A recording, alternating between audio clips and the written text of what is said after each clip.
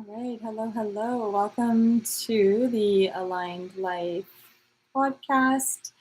Hope you're doing amazing today. So, I really got away from doing the live podcasts that were hosted on YouTube. And so, today's episode, I'm doing that as well. I've got one for the podcast and one for YouTube. So, just an FYI, if you're listening on the podcast and you prefer to view it, that is an option for you. And the link will be in the show notes below. So I'm recording this to you very casually today. I ran the full marathon yesterday in the Sask Marathon, and I am going to have a sauna tonight. So my hair is kind of crazy because I've got curly hair, and that's just the way that curly hair goes. But I have some thoughts to share with you guys on a bit of like takeaways from the marathon and some things I want to share with you about the Full Potential Challenge that's happening in the membership next week. In case you're not on my email list, I will just share with you here that I've sent out a couple of emails about it, and there's going to be a 90-day challenge happening next week or starting next week inside of my new daily practice membership. And so it's called the Full Potential Challenge. And as I call it that, I just want to fully acknowledge that I by no means think that we actually ever reach our full potential, but I like the name and I like the idea of striving towards that. And so that's what it's called. But I think that we are forever a work in progress and we are meant to evolve. And I've shared that many times on social media or on the podcast that I really believe that the purpose of life is growth and self-mastery over time, and that we are meant to like keep evolving and keep moving towards this idea of full potential, and that as we reach one goal that we start to like prove to ourselves like what's possible for us, and then we create new goals from that place. Case in point, my marathon that I just did, and it's funny because I haven't been very consistent on my YouTube videos for the podcast. But last year I recorded a video called like Marathon Recap. And that was like one of the last ones that I did. And here I am 1 year later doing another, not really in a sense race recap, but definitely sharing some thoughts about it. And one of the thoughts is that, last year I ran the full marathon in 3 hours and 36 minutes. And last year I was like sick for 3 weeks before the marathon, and I missed quite a few runs leading up to the marathon because I was so sick. And then I got sick after the marathon, and it was just a rough month for me. But I still ran in a decent time. Like I was still overall happy with that time, but my goal was 3:30 last year. And so this year, I listened to, I think his name is Ben Parks or something on YouTube, and I think he's ran over 100 marathons or close to 100 marathons. And so I was listening to a few of his videos leading up to my marathon. And one of the things that he said is like a tip was to have like an A goal, a B goal, and a C goal for your marathon, and that your C goal should really just be like to finish. And I like that because it's like the marathon is such an intense run that like finishing it is such an accomplishment. I really believe that. But my B goal was the 3:30, and my A goal, like my B goal was to be under 3:30, and my A goal would have been to be under 3:25. And I made this goal because not that this really matters, but just a little bit of background. I really wanted to qualify for the Boston Marathon, and I am like currently at the time of this recording, I'm in the age category of 30 to 34. And then this August, I will turn 35. So I thought that I needed 3:30 for my marathon to qualify for the Boston. And then I knew that there was like around a 5-minute buffer. But I hadn't, I guess, checked in a while. And I guess last year they had changed the qualifying time, and my age category is now 3:25. So I probably would have even needed like a 5-minute buffer on top of that. So really, I probably would have needed like 3:20 this year. But regardless, I'm super proud of my time. I had, a personal best, shaving off 10 minutes from last year. And so, yeah, I was really proud of myself and feel happy just, in completing it and then getting my B goal for sure. But it taught me a lot about consistency. And, I like the word discipline. I know not everyone resonates with that word, or maybe people have like a bad taste in their mouth about that word. But for me, I love the term self discipline. But one thing I always share is that, you don't need to focus on becoming a more disciplined person. And I see, posts, whether it's on like Pinterest or social media or whatever, like Instagram, about like, how to become more disciplined or whatever.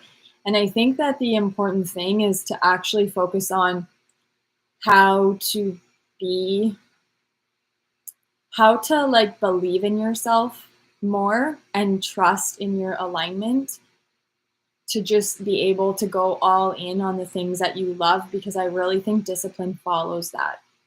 And that is one of the biggest takeaways I will have to share with you guys about the marathon training, really, is that for me, I did a 20-week plan.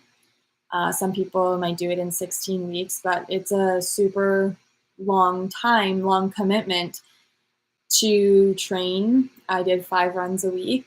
Some plans even, tell you to do 6 runs in a week. And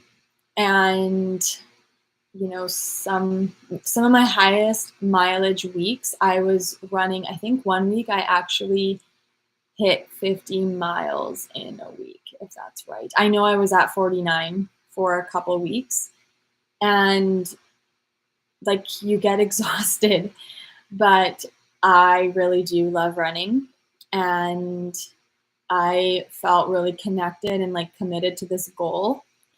And like it was inspiring for me. Like I created inspiration in myself.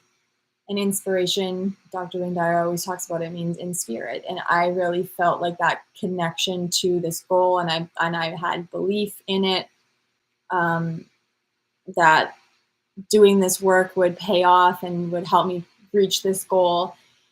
And I didn't need to sit around and think like, how should I be more self-disciplined? I really got excited about running a 3:30 marathon,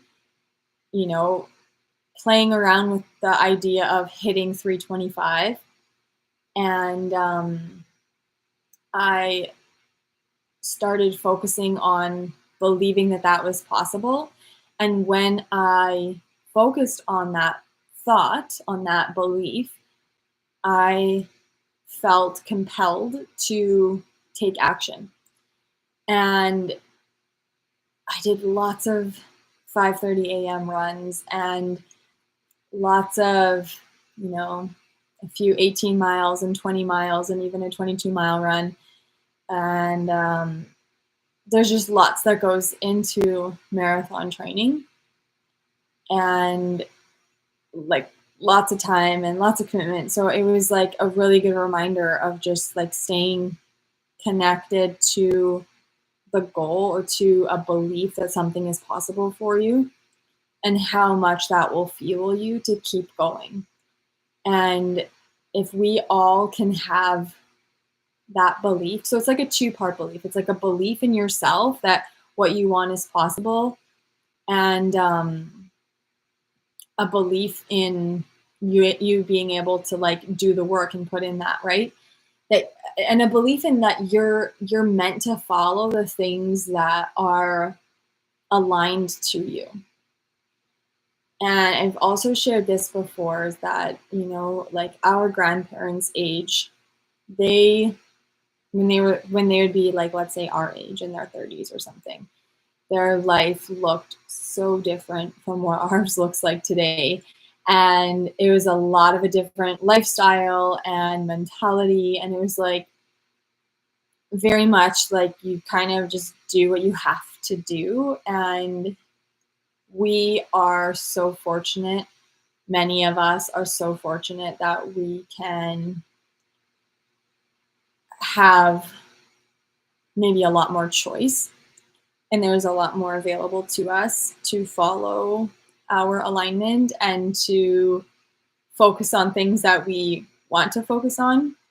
We have a lot different circumstances, and we should take advantage of that. And I think that this is the movement that our generation needs to make, is that we really do get to have a lot of choice in what we do and how our life looks and feels to us.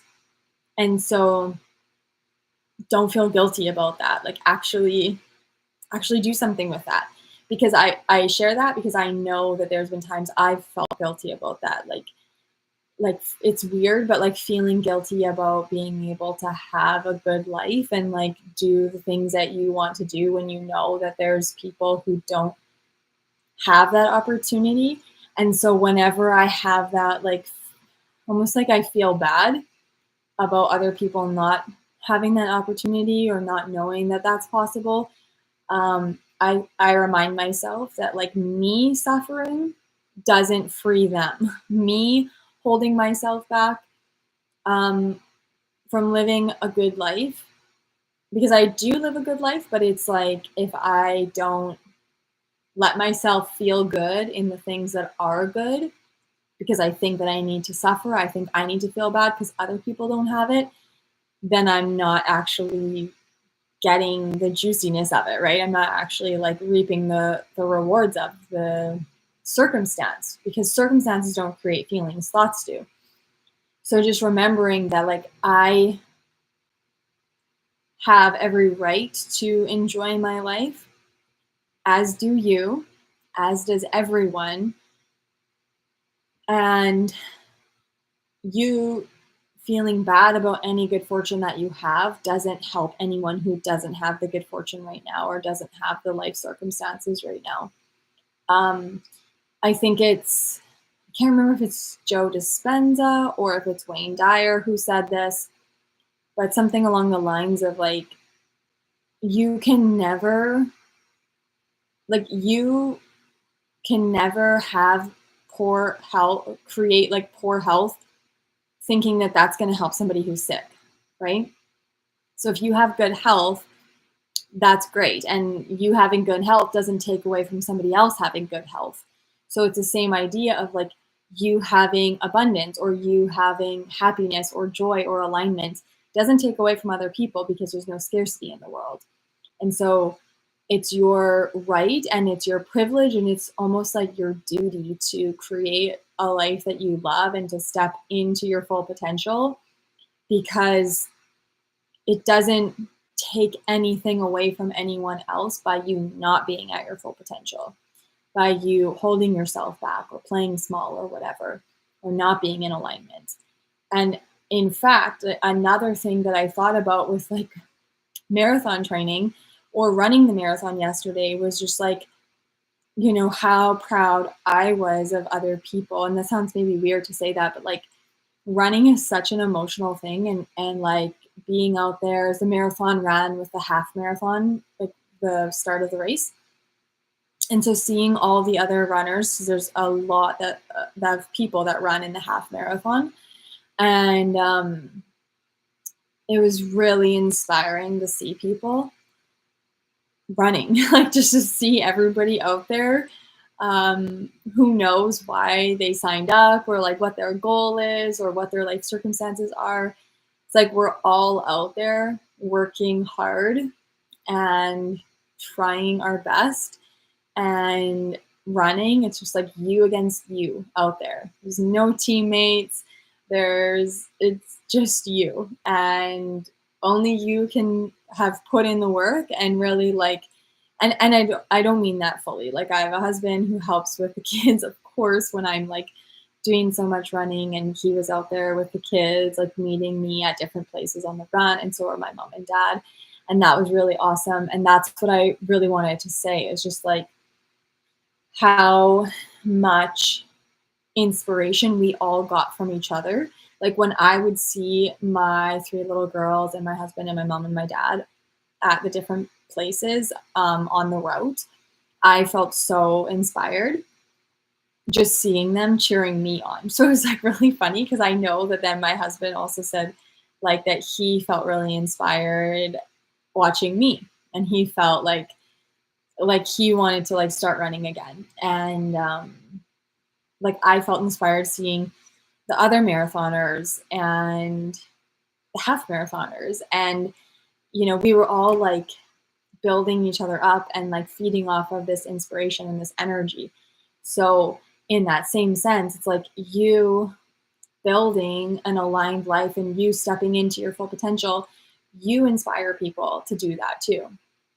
And also, you might trigger some people, and you might be a mirror for someone, but ultimately that's for their own growth.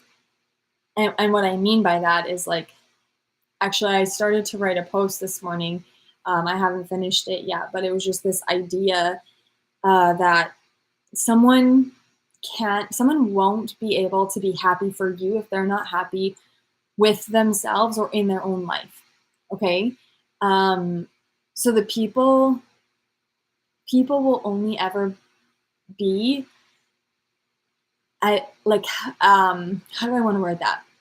It's like Don Miguel Ruiz says, is that how other people behave is just a reflection of a reflection of themselves and what they think about themselves. So if they believe in scarcity, if they think like, oh, this person's out here living her best life, so there's not as much for us now because she's taking it all. That's not how it works at all. But if somebody has that belief active inside of them and they see you doing well, it might bring up or trigger insecurity in them not doing well, or feeling lack that they're not doing well. And I think about that with with running. Like if somebody's not going to be happy for you on like a physical accomplishment, that has nothing to do with you. That's just a reflection of how they think about themselves or feel about themselves, or feel about life in their own mind. It has nothing to do with you, but you might just be the mirror for them.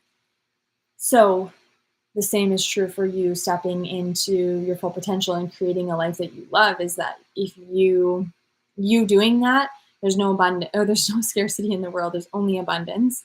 And so by you stepping into that, you will inspire so many people who see you taking chances and trying new things and accomplishing goals or learning from failures, because there's so much inspiration in that too. And that's going to inspire people by them seeing that in you, and hopefully give them um, maybe belief in themselves that they can do that. Because when we see people who we feel are similar to us, like oh, I know that person, or like I know that person, or I used to know that person, I used to go to school with that person, or that person lives by me, or like I work with this person. When you see other people who kind of are in a sense similar to you doing things that maybe you want to do, you help show them that it's possible. Like you give them proof that it's possible. So if you're making changes to your health and then there's coworkers, let's say at work, that see you making these changes, getting healthier, feeling more energized, um, whatever else is like something else that comes from that, they will think to themselves like, this is somebody that I know and she's doing these changes, and maybe that's possible for me too. Now sometimes there's going to be people that think like, oh, she's special, I could never do that, or it's because she has a supportive husband, or it's because of this and it's because of that, and they might also find ways to prove that it's not possible for them. But in a lot of cases, in more cases, I would say that we open up um, this idea that something like that is possible for them. So everyone is an inspiration, and I really want you to know that and to believe that. And like everyone has this ability to be all that they can be, and everybody wants to be all that they can be. And I've said this belief for so many years. And then there's another quote that's similar to that, that like I can't remember if it's by is it Ralph Waldo Emerson? I don't remember fully. I wish I could think of who it was by. And I don't know the exact quote word for word, but the gist of it is that if you don't become all that you can be, if you don't step into your full potential, you will be, his words are, unhappy all of the days of your life. And that's like sounds maybe a little bit harsh, or like a little bit scary maybe, but I actually do think that. I think that if we're not moving towards growth, I think that we actually will be unhappy, because like deep down in our bones or deep down in our soul, we know that we are meant to continue to evolve and to grow, and that we actually, I don't even know if we can be fully happy if we aren't growing, and that means something different to each person. So my idea of growth and my idea of a full potential self is not going to be the same as yours. And that circles us back to like what I was saying at the beginning, is that like I don't need to focus on self-discipline when it comes to running, because I am aligned to running. Running is aligned to me. And it's the same thing with yoga and all these things. Like there's maybe things in my life that I'm not aligned to, but I want the end result of. And so I might have to focus more on other things like self-discipline to help me get this result. But when it comes to our health, I think that we very much owe it to ourselves to find a way to move, or multiple exercises or ways to move that we enjoy. Because I don't think that you have to suffer through exercise or daily movement just to be healthy. Like, I think that you really owe it to yourself, because so much inspiration and happiness and joy can come from movement. I think you owe it to yourself to find out the ways that you love to be active and to pursue them. And then you'll never have to think to yourself, oh, I need to be disciplined today and exercise. It's like, how do you like to move your body? Is it walking and listening to a podcast, or listening to a good playlist, or is it jogging, or is it yoga, or is it lifting weights? There's so many different things that you can do. Riding your bike or swimming, like try out different things, because that's how you make a good life. That's how you make a life that's enjoyable, is that you just literally focus on adding in the things that you love and finding ways to take out the things that you don't love. And I know people are going to maybe have this pushback feeling or some resistance about that. Like, do you really think that we can take away all the things that we don't like and only have things that we do like in our lives? And I don't know the answer to that. Like, I haven't found that yet for myself. But I do think that in that case, that we can learn to also manage our mind, to experience maybe less resistance and more joy in those things, right? Like I'm a mom of three girls. So like a classic thing that I often think about is like my kids whining or my kids fighting or whatever, something along the lines of parenting that can be challenging.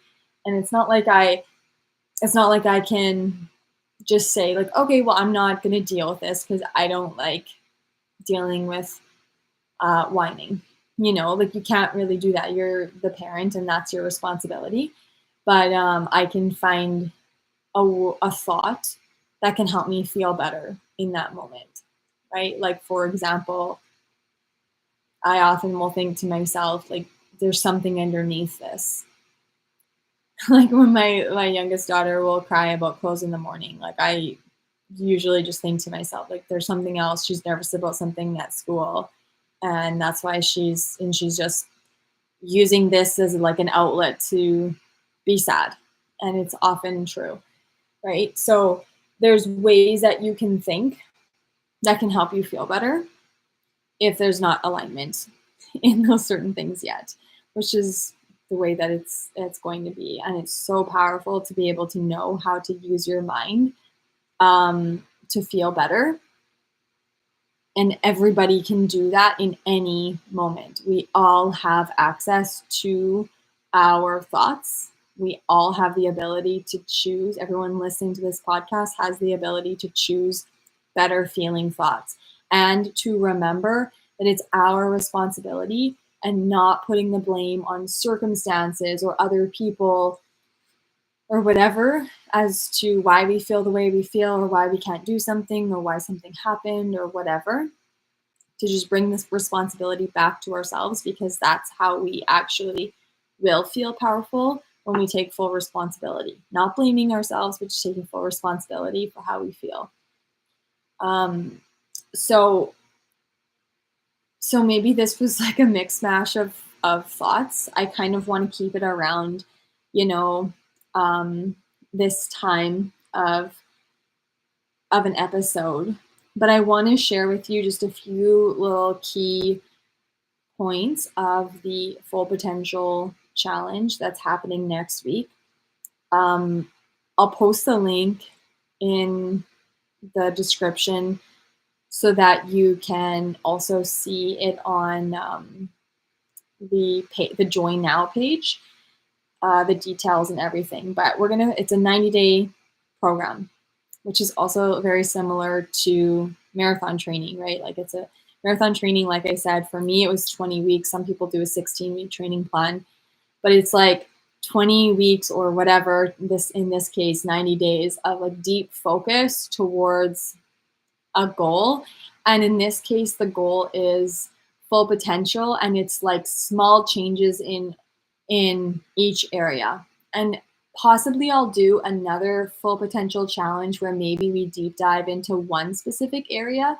But in this case, I wanted to just focus on little bits of each area to all add up to create like an elevated life overall. So the areas, of course, the first 3 weeks, mindset mastery, and that includes awareness, belief work, inner dialogue, and emotional and energy management.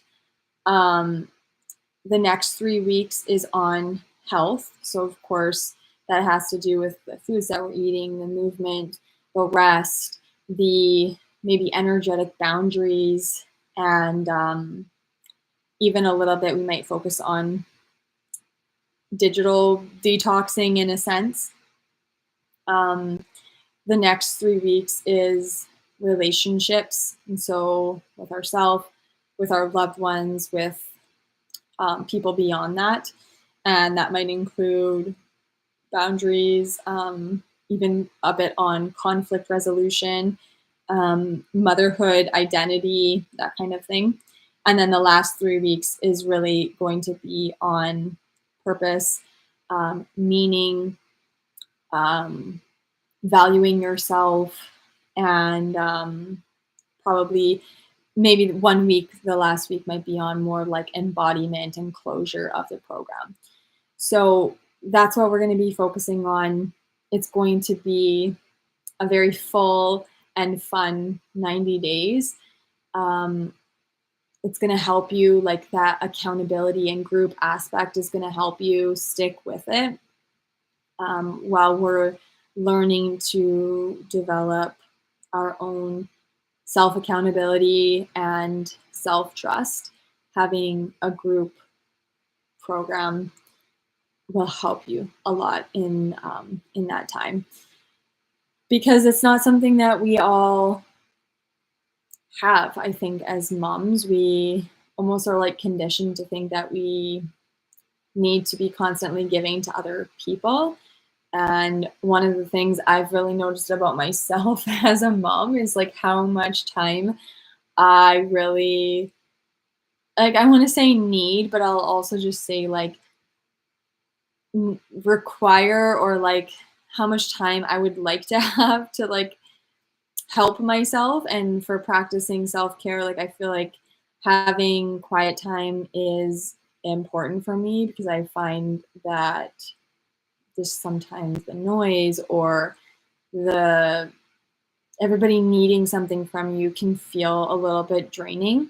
And I really do recharge in my own quality time, which I think is why I love running so much, because it's like I cancel the noise with some music that I love. I love music or podcasts, and it's just like repetitive movement. I don't have to think about anything. I'm just running and I recharge myself so much. My husband can very much attest to that, is that I would come home from runs in, or like finish my treadmill runs or whenever it was, in like such a positive mood. And he would always laugh about that, because to me it's so recharging.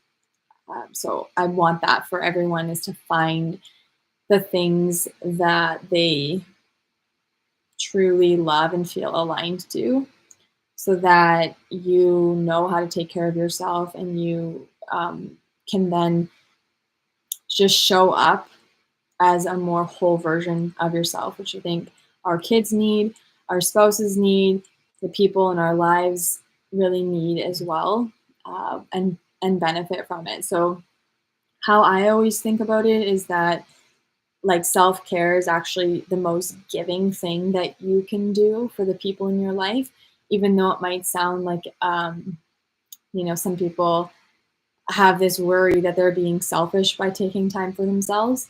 And I would say some mothers have that worry, but actually it's so giving to your family, because you recharge in that time.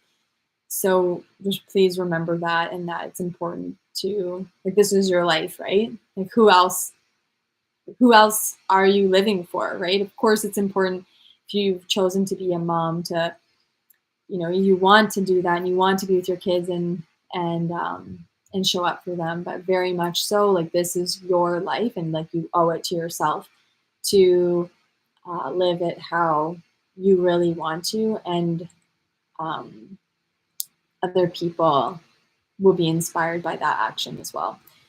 So I would love to have you join me inside of this Full Potential Challenge. If you have any questions, you can reach out through email. The link will be below for that.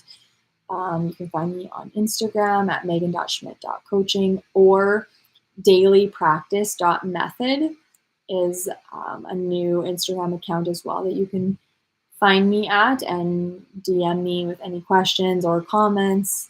And then the link to join is below as well. So thanks for listening, or thanks for watching, and I hope you have an amazing day.